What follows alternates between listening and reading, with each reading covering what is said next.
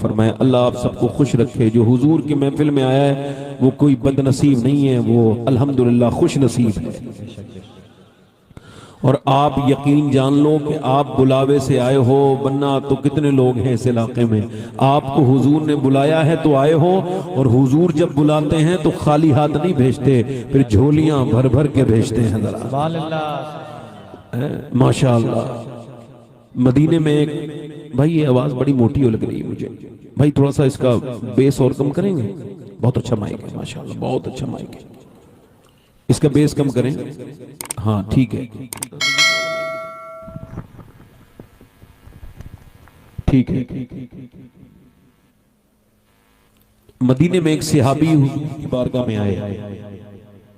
वो सिहाबी नहीं थे, मुस्तकबिल के होने वाले सिहाबी थे।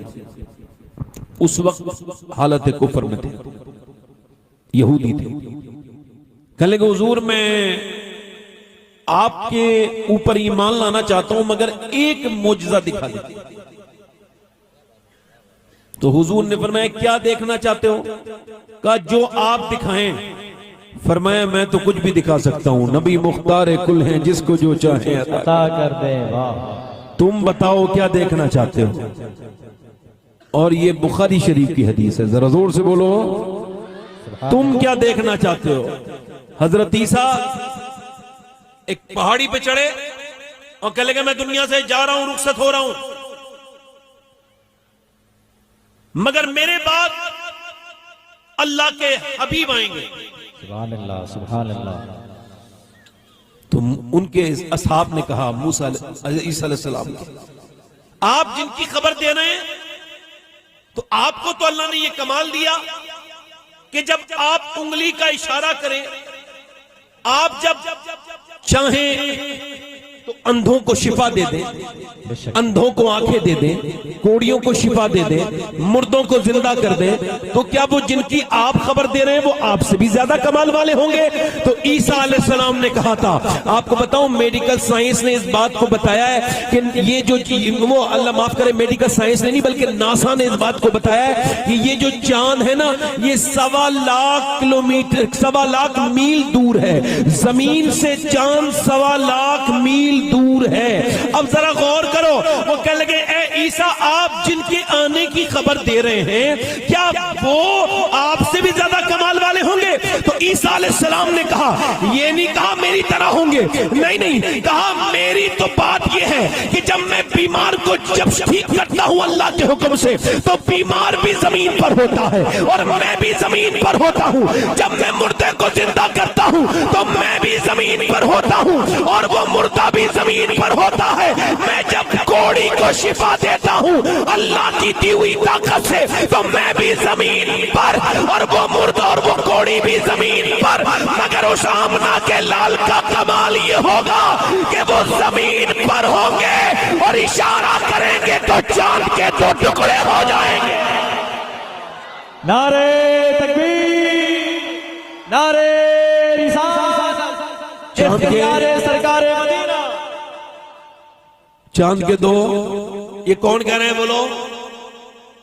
ये ईसा अलैहिस्सलाम, और ये नई बाइबल, पुरानी बाइबल और सब में है, ये मौजूद है।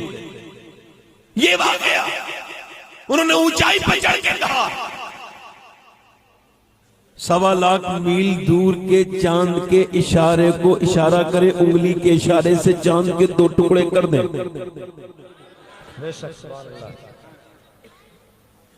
2 टुकड़े कर दे। फरमाया मेरे नबी ने क्या देखना चाहते हो? यहूदी खड़ा है मदीने में, कह लगा मेरी बेटी मर चुकी है, अगर आप कुछ दिखा सकते हो उसे जिंदा कर देंगे। फरमाया बिल्कुल, चलो। कब्रिस्तान गए हुजूर, फरमाया कौन सी खबर है? कहा ये है।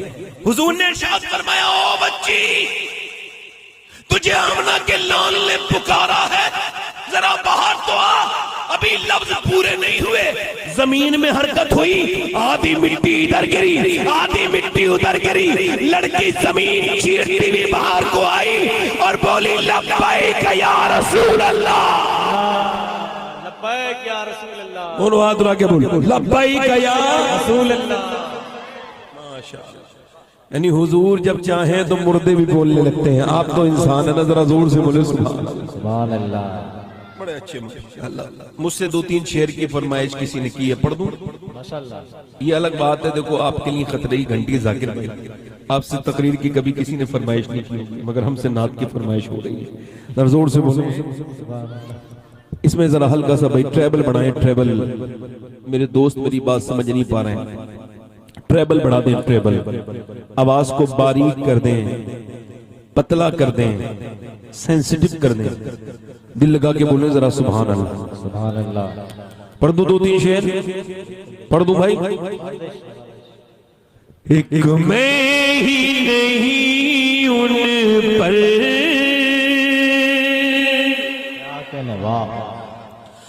कुर्बान ज़माना है, एक मैं ही नहीं उन पर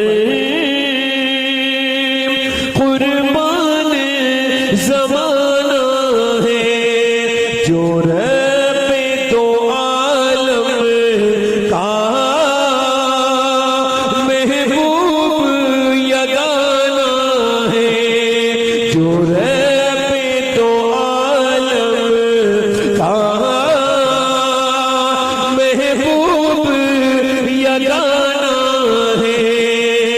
कल पुल से हमें जिसने खुद पार लगाना है, कल पुल से हमें जिसने खुद पार लगाना है, ज़हरा का वो बाबा है, हसनैन का नाना है, ज़हरा बाबा है, हसनैन का नाम। वाह वाह वाह। बड़े ज़हरा, पूरा मजा पढ़ो जरा। ज़हरा का वो बाबा है, हसनैन का। पुल से जो उतारेंगे कौन है? कौन है पुल से जो उतारेंगे? जरा उनका पढ़ो जरा। ज़हरा का वो बाबा है, हसनैन का नाना है। थोड़ी आवाज बुलंद कर दो, थोड़ी सी। ज़हरा का वो बाबा है,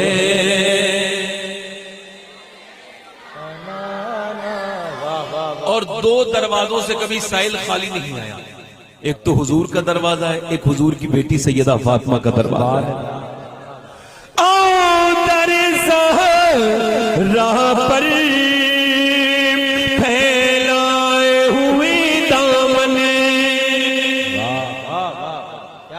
आओ दर ज़हरा पर फैलाए हुए दामन, है नस्ल करीमों की, है नस्ल करीमों की, लजपाल घराना है नस्ल करीमों की, लजपाल घराना है। पढ़ो ज़हरा का वो बाबा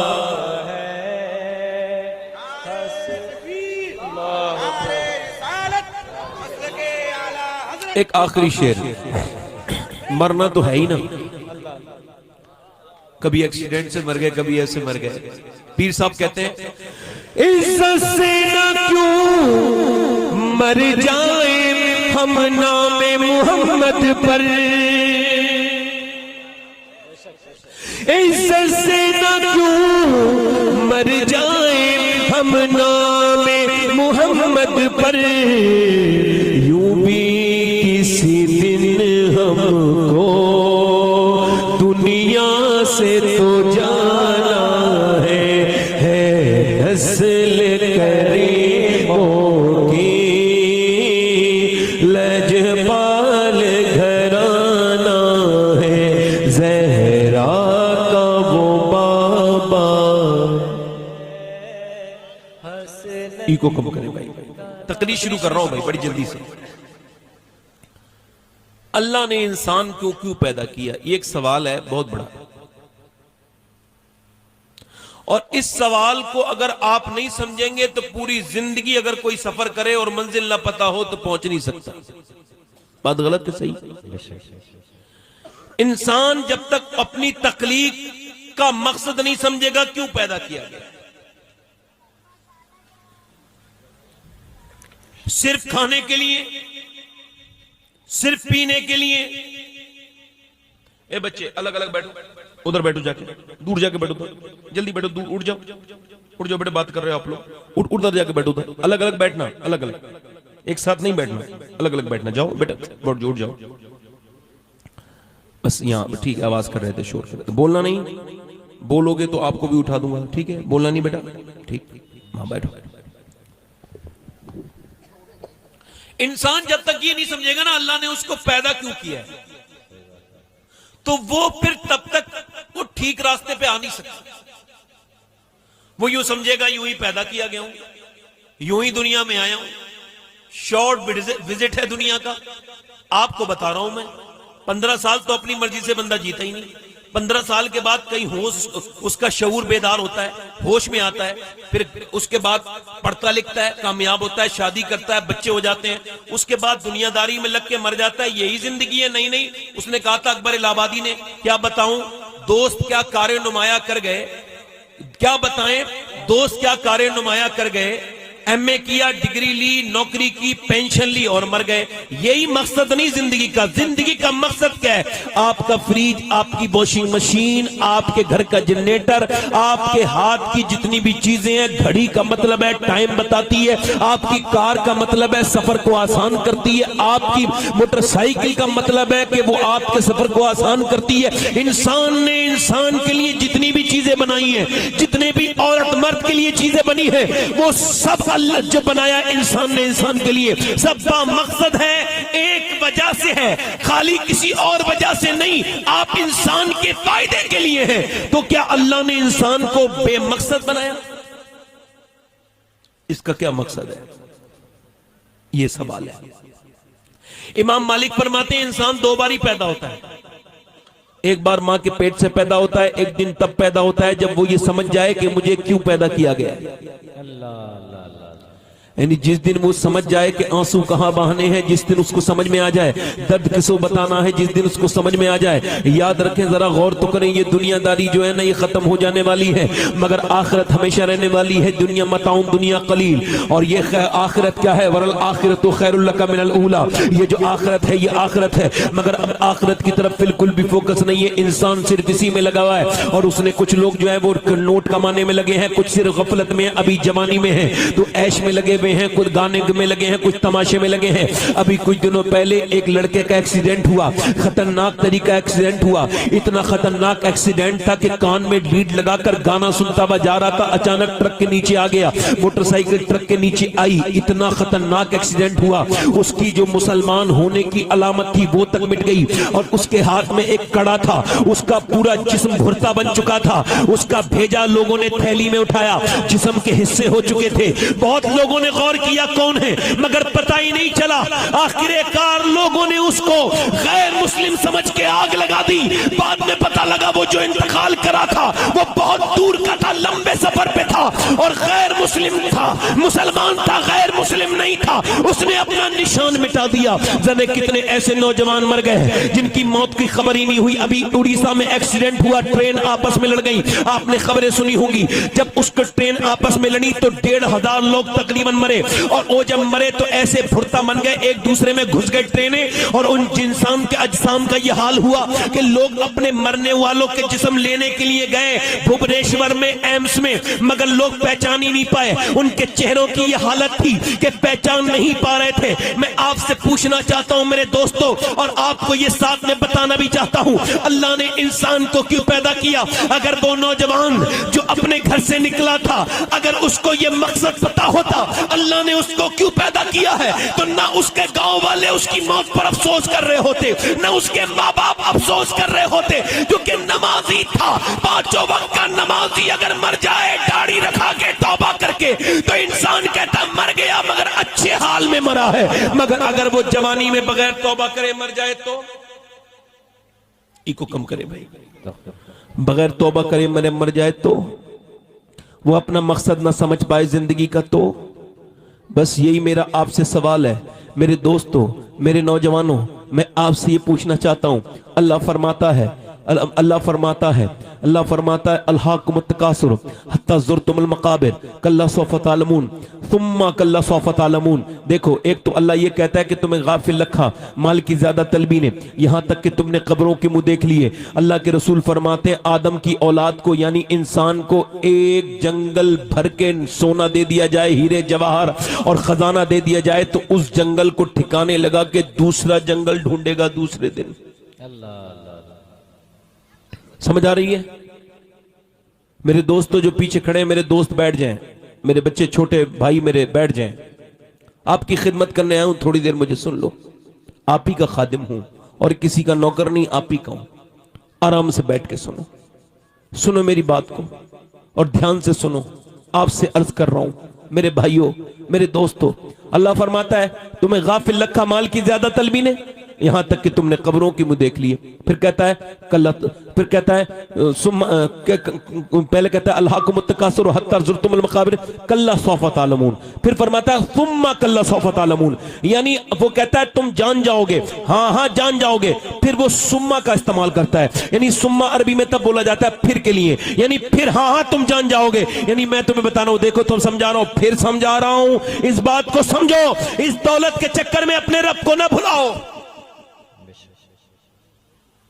दुनियादार ना बनो।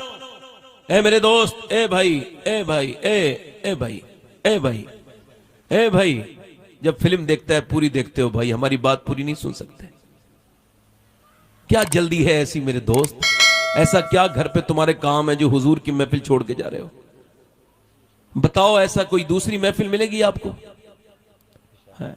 और किसी साहब को जाना हो तो चूंकि मैं अंधा तो हूं नहीं, अंधा होकर तकरीर नहीं करता, आंखें खुली खोल के तकरीर करता हूं, तो चूंकि जब मैं नौजवानों को बयान कर रहा हूं और यही ध्यान नहीं देंगे तो मेरे तकरीर करने का कोई फायदा होगा? बोलो, बात समझाने का कोई फायदा होगा? देखो, ऐसे भी लोग होते हैं आंखें बंद करके शुरू, घड़ी देख के 1 घंटा खत्म। वो अपना मामला नहीं है, अपना अल्लाह को हिसाब देना है भाई। इसी वजह से तकरीर इस तरह की करता हूं कि लोग ध्यान से बोलें। फिर मैं कह रहा हूं मेरे भाई, गुजारिश यही है बैठ के सुनो।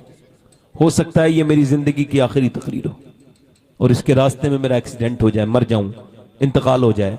ऐसा अगर मेरे साथ हो सकता है तो आप में से भी किसी के साथ हो सकता है कि उसकी यह जिंदगी की आखिरी तकरीर हो। कोई ऐसा बंदा बैठा हो, मैं तो कहता हूं अल्लाह आपको 1000 बरस की उम्र दे, मगर मौत का कोई जो है ना पता नहीं किसकी कब मौत आ जाए। हो सकता है यहाँ नौजवान, कितने नौजवान अपनी जो है वो आखिरी तकरीर कोई सुन रहा हो, अल्लाह ना करे, अल्लाह ना करे, अल्लाह आप सबको लंबी उम्र दे, मगर मौत तो करीब है। हमारे बुजुर्ग, दादा, परदादा, लकड़दादा सारे चले गए, जमाने बदल गए। जहां आप बैठे हो 20-25 साल के बाद यहां कल कोई और बैठा होगा। आज जहां आप हो कल कोई और होगा। 20 साल के बाद इस महफिल में, इस मजमे में कोई और मुकर्रिर होगा, कोई और सामईन होंगे, कोई और सुनने वाले होंगे। यूं ही आबाद रहेगी दुनिया। हम ना होंगे तो कोई हमसा होगा, लोग तो होंगे मगर हम ना होंगे। ये दुनिया के ये मेले हरगिज कम ना होंगे, चर्चे यही रहेंगे, अफसोस हम ना होंगे। ये ऐसी सूरज निकलता रहेगा, ऐसे ही चांद निकलता रहेगा, ऐसे ही दिन बदलते रहेंगे, ऐसे ही ईद के बाद बकरीद आती रहेगी, ऐसे ही बकरीद के बाद मुहर्रम आते रहेंगे, ऐसे ही विलादत मुस्तफ़ा के महीने चालू रहेंगे। कोई गुल बाकी रहेगा, पन्ना चमन रह जाएगा, पर रसूलुल्लाह का दीने हसन रह जाएगा। अतलशो कम ख्वाब की पोशाक पर नाजा न हो, इस तने बेजान पर खाकी कफन रह जाएगा। जो पड़ेगा साहिबे लौलाक पर दिल से दुरूद, खाक आग से महफूज उसका तन बदन रह जाएगा। अल्लाहु अकबर। कुछ बाकी नहीं रहेगा दुनिया में, अगर रहेगा तो अल्लाह का नाम रहेगा, उसके रसूल का नाम रहेगा। हम दुनिया में क्यों आए हैं मैं आपको बताऊं। मौलाए कायनात अल्लाह फरमाता है मैंने इंसान को परखने के लिए पैदा किया। काय के लिए बोलो? परखने के लिए, आजमाइश के लिए पैदा किया। इंसान को क्यों पैदा किया? जल्दी बोलो। आजमाइश के लिए, इम्तिहान के लिए, अपनी इबादत के लिए, ताकि दुनिया में जाके कौन गफलत करता है। अल्लाह के रसूल इरशाद फरमाते, हदीस कुद्सी है, अल्लाह फरमाता है महबूब मैंने इंसान को जब पैदा किया तो अब उसके साथ अपने दुश्मन नफ्स को भी पैदा कर दिया। यानी मेरा और आपका नफ्स है, ये मेरा और आपका दुश्मन है। फजर के वक्त में आप सो रहे हैं, सोते सोते सोते सोते, तवज्जो करो, सोते सोते अजान की अब अजान आ गई, अजान की आवाज आ गई, अजान हो रही है, फजर का वक्त है, सख्त सर्दी है, आपने से लिहाफ में से निकलना नहीं है, लिहाफ में आपके गर्मी है, अंदर सर्दी है, मगर आपका नफ्स आपसे कहता है लेटर है, दिन चढ़ जाए तो उठना, जब सूरज गर्म कर दे हालात को, मौसम को, तब निकलना, अभी बड़ी ठंडी है मत निकल, सुबह सुबह का वक्त है। आपका नफ्स कह रहा है, मगर आपका ईमान कह रहा है नहीं मैं जाऊंगा। उसने आपको रोका बहुत, मगर आपने लिहाफ को फेंका, अपना बिस्तर फेंका और जल्दी से आपने ठंडे पानी में एकदम अपने हाथ डाल दिए, और डालने के बाद ठंडा बहुत था पानी, मगर आपने एकदम पानी में हाथ डाले और एकदम आंखों में आपने आंसू लाके कहा, देख मालिक मैंने अपनी गरमाई छोड़ के मैंने ये ठंडा पानी अपने हाथ में डाल लिया। मेरे रब की रहमतें कितनी खुश होती है उस बंदे को देखकर जो अपने रब को तन्हाई में याद करता है और जो अपने रब से बात करता है, कहता है मेरे मालिक देख मैंने अपनी सर्दी गर्मी ना देखी, मैंने तो तेरा हुक्म देखा, निकला, वुजू किया ठंडे पानी से और सबका, और अपनी मस्जिद में गया, ठिठुरता हुआ जाके मस्जिद में अपनी नाक लगाई और पेशानी रगड़ी अल्लाह के सामने, और जब तूने अपने रब को रब कहा उसकी बड़ाई बोली, और जब तूने कहा सुभान रब्बियल आला, एकदम अल्लाह की रहमतों ने आवाज दी, ये मेरा बंदा आज अपने नफ्स से जंग जीत गया है, पहले इम्तिहान में पास। सुभान अल्लाह, नारे तकबीर, नारे रिसालत, इस्लाहे मुआशरा कॉन्फ्रेंस। यानी इसने अपने नफ्स को, आज अपने नफ्स की न सुनी, आज मेरी बंदी ने अपने नफ्स की नहीं सुनी, आज अल्लाह की बंदी ने नफ्स की नहीं सुनी। आज मेरी बहन फजर में उठ गई, उसने उठने के बाद पानी गर्म भी कर दिया, गर्म पानी करने के बाद अपने शोहर को उठाया और कहा ऐ मेरे सरताज उठ जाओ, चलो नमाज पढ़ लो। उसका आदमी कहता है अभी तो सोया हूं, लो मैंने पानी गर्म कर दिया है, आप घबराओ ना। वो जो अल्लाह की बंदी उठी है उसने सर्दी में चूल्हा जलाया, उसके बाद ठंडा गर्म पानी करके अपने आदमी के सामने खड़ी है, फजर की नमाज पढ़ लो। ऐसी जन्नती औरतें आप कहां नजर आती हैं? अब तो मियां ऐसी औरतें नजर नहीं आती, मगर अगर कोई ऐसा औरत मेरी बहन करे, मेरी बेटी अगर ऐसा करे तो फिर सुभान अल्लाह क्या बात है। मगर मियां अब ये जहन नहीं लोगों का रहा, न ये तरबियतें किसी के अंदर नहीं, अब तो बस दुनियादारी दुनियादारी दुनियादारी। आप अपने घर से निकले, कोई लड़की बेहया बेगैरत बेशरम बेशरम बेहया मनहूस मरदूद औरत कोई अपने जिस्म पे टाइट लिबास पहन के निकल के जा रही थी, आपकी नजर उस पर पड़ी और आप फजर की नमाज कर पढ़ के घर पहुंचे, घर से जब निकले तो देखा औरत जा रही है, आपकी एक नजर पड़ी मगर एक नजर गुनाह नहीं, आपने नजर नीचे कर ली। हालांकि पहली नजर में कुछ होता ही नहीं, दूसरी नजर में ये फितने उठते हैं, नजर नीचे को कर ली। अब उसका नफ्स कह रहा है देख ले औरत हसीन है, उसके जिस्म को देख ले, मगर दिल कह रहा नहीं, अल्लाह के रसूल ने मना किया है, ये आंखों का जिना है, आंखों से देखना आंखों का जिना। निगाहें झुकाई या इलाही रंग लाए जब मेरी बेबाकियां, उनकी नीची नीची नजरों की हया का साथ हो। वो औरत गुजर गई, नजरें आशिक की ऊपर नहीं उठी, दूसरे इम्तिहान में कामयाब हो गया। अल्लाह सुभान अल्लाह सुभान अल्लाह। दूसरे इम्तिहान में, जल्दी बोलो, दूसरे इम्तिहान में कामयाब, जो दूसरे इम्तिहान में, मगर अगर अब इसमें भी लगा रहा उसमें भी लगा रहा, ना फजर पड़ी और फिर औरतों को भी देखता रहा, मोबाइल में भी लगा रहा, गाने भी सुनता रहा, फिल्में भी देखता रहा, वीडियो तो पूरी तरह से अब इसका नफ्स इस पर गालिब है। और जब ये मरेगा तो देखेगा कितनी खतरनाक है कब्र। जब ये मरेगा तो इसको एहसास होगा कि मैंने दुनिया में किसके लिए मैंने आखिरत का सौदा जुटला दिया था, किसके लिए मैंने आखिरत को क्यों नजरअंदाज कर दिया, क्यों हमने। अब जरा मैं आपसे जरा पूछना चाहता हूं, मेरी तरफ गौर करो, कितने नौजवान ऐसे यहां बैठे हैं जो अपने आज इशा की नमाज पढ़ के आए होंगे? नहीं, बहुत कम मेरे नौजवान होंगे। वो क्या समझते हैं कि उनकी ये खूबी है नमाज ना पढ़ना? ना नौजवानों, जवानी तो वही जवानी है, जो जवानी वही जवानी है जो जल्दी बेदार हो जाए। जवानी की इबादत का क्या कहना, जब कोई जवान तौबा करता है तो पूरी दुनिया के कब्रिस्तान का अजाब उठा लिया जाता है। एक नौजवान था, अपने पड़ोसी मुल्क में गाने गाता था, 16 साल की उम्र में कामयाब हो गया, गाना गाते गाते मर्सिडीज जीत ली।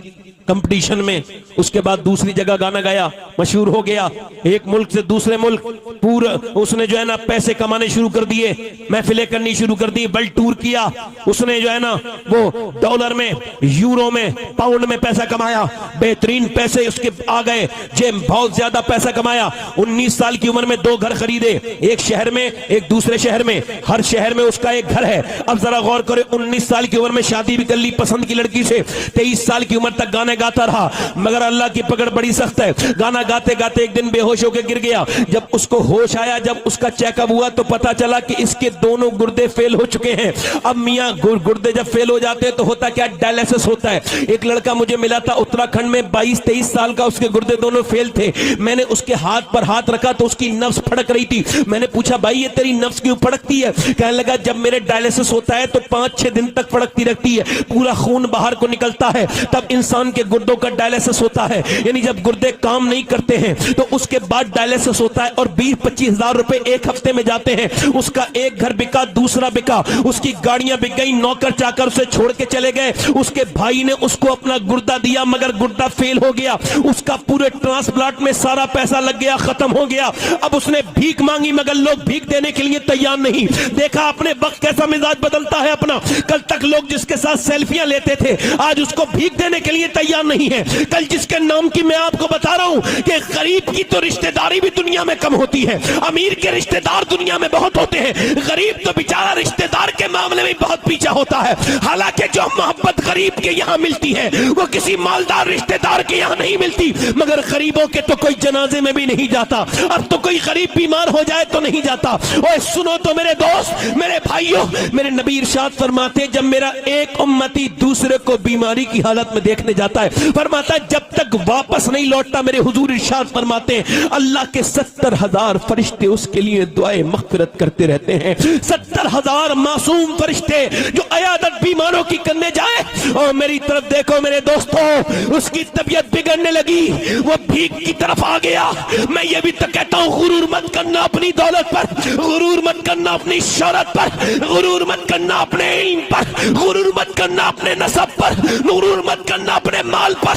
अल्लाह ने आज तक किसी फिरौन को नहीं छोड़ा, न उस जमाने का कोई फिरौन बचा था, न इस जमाने का कोई फिरौन बचेगा। वक्त आएगा तो सबको बर्बाद करके चला जाएगा, न किसी अमीर को छोड़ेगा न गरीब को छोड़ेगा। उसकी मौत करीब आने लगी।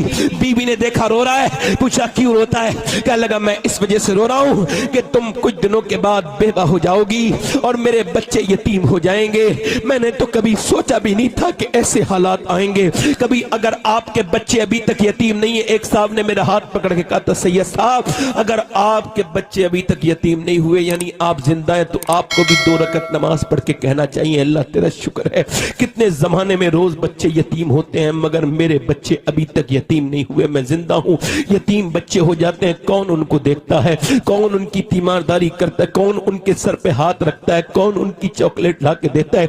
यतीमों को कोई नहीं अपनाता। अगर आप अभी तक अपने बच्चों पर बने हुए हैं तो 2 रकत नमाज पढ़ना जाके, अल्लाह तेरा शुक्र है मेरे बच्चे दर दर के भिखारी नहीं बने, अल्लाह तेरा शुक्र है मेरे बच्चों की फीस में जमा करता हूं, मैं जिंदा हूं, मेरे बच्चे बेसहारा नहीं हुए। और यार तवज्जो करो, उसने अपनी बीबी से रोया।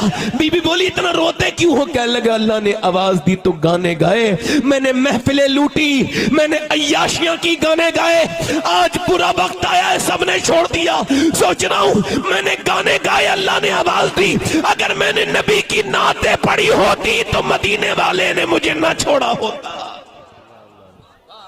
नारे तकबीर, मुझे मदीने वाले ने, नारे मदीने वाले ने मुझे, नहीं नहीं कोई बात नहीं, मदीने वाले ने, नहीं नहीं, नहीं कोई बात नहीं, या रसूलल्लाह, या रसूलल्लाह, मदीने वाले ने मुझे नहीं छोड़ा होता। मैं तो नातख्वानों की जब किस्मत देखता हूं तो रश करता हूं। मैं जब नातख्वाओं को देखता हूं तो उनसे ये तो कहता हूं मेरे दोस्तों नमाजों की पाबंदी करो जो नातख्वा नहीं करते हैं, बाकी तो तुमसे बेहतर कौन है यार? अल्लाह ने तुम्हें अपने हबीब की तारीफ के लिए चुना है। सुभान अल्लाह, सुभान अल्लाह, सुभान अल्लाह। मगर मैं पूछना चाहता हूं अपने नौजवानों से, मैं कश्मीर गया था, एक साहब ने मुझे टेलीफोन करके बुलाया था, मैंने कहा मेरे पास वक्त नहीं। उन्होंने कहा एक साहब को कैंसर है, वो आखिरी ख्वाहिश उनसे पूछा तो उन्होंने कहा उनकी आमने सामने तकरीर सुनना चाहता हूं, मेरा नाम लिया। तो मैंने कहा ठीक है मैं आऊंगा। उसका नाम सलीम था, उसका इंतकाल हो गया, दाढ़ी भी थी मेरे, उसने मेरी तकरीर सुन के रखाई थी। मैंने पूछा क्या हाल है सलीम भाई, तो अकेले कमरे बैठा था, कहने लगे अल्लाह का बड़ा शुक्र है। मैंने सुना है आपको कैंसर है, कहने लगे मुझे सुना हुआ कैंसर नहीं, लिखा हुआ कैंसर है, मेरी मौत होने वाली है। मैंने कहा शुक्र किस बात का, कहने लगे कितनों अचानक मौत आती है, कुछ एक्सीडेंट से मर जाते हैं, कुछ दिल के दौरे से, मगर मेरे अल्लाह का करम हुआ है, अल्लाह ने डॉक्टरों के जरिए मुझे बता दिया है 2 महीने तक जिंदा रहूंगा। फिर कहने लगे मैंने बगैर उसके भी सजदा किया था, बगैर कैंसर के भी, और कैंसर के साथ भी सजदा किया। कहने लगे जब से कैंसर की खबर सुनी है अब सजदा आंसुओं से डबडबा के करता हूं, मेरी आंखें रोज भीगती हैं।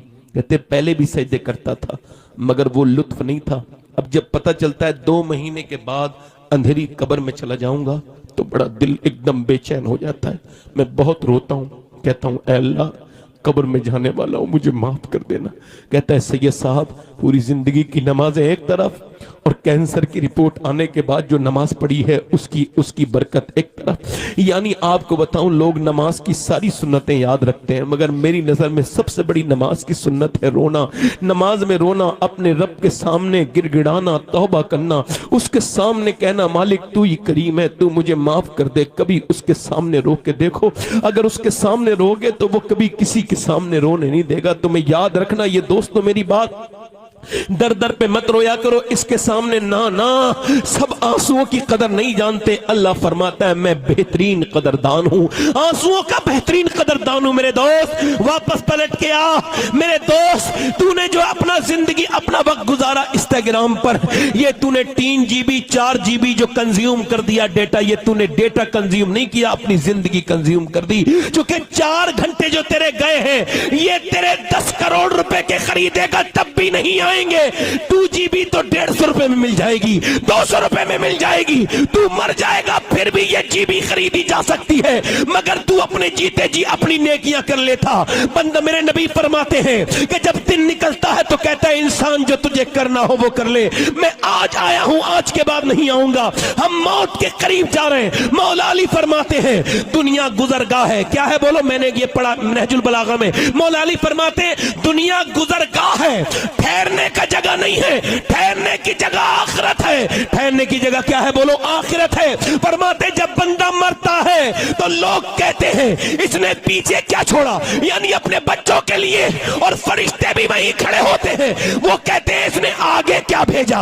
दुनिया वाले कहते हैं पीछे क्या छोड़ा, और फरिश्ते कहते हैं आगे क्या भेजा। क्या भेजा, कौन सी नेकी भेजी। अल्लाह ने तुझे क्यों पैदा किया, इंस्टाग्राम के लिए नहीं, फेसबुक के लिए नहीं, यूट्यूब के लिए नहीं, बता क्यों पैदा किया। इधर उधर चौराहे पे बैठ के अपने दोस्तों के साथ गप्पे लड़ाने के लिए नहीं, बल्कि बरेली से आवाज आ रही है मेरे ताजुश्शरिया की, जिंदगी ये नहीं है सभी के लिए, जिंदगी है नबी की, नबी के लिए।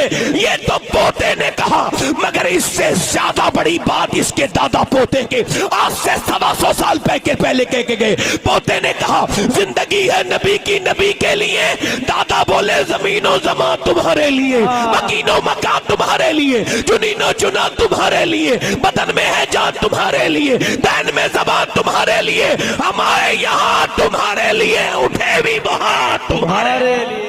नारे तकबीर, नारे रिसालत, मसलके आला हजरत, इस्लाहे मुआशरा कॉन्फ्रेंस। जिंदगी है नबी की, बोलो जिंदगी है नबी की। अच्छा ये जितने आपने देखा होगा 50 साल का कोई भी मुसलमान आदमी आपको खड़े होकर पेशाब करते नहीं मिलेगा, इल्ला माशाअल्लाह, देख लेना, खड़े होकर पेशाब करता नहीं मिलेगा अल्लाह के फजल से। अस्तगफिरुल्लाह रब्बी मिन कुल्ली ज़ंब, जोर से बोलो।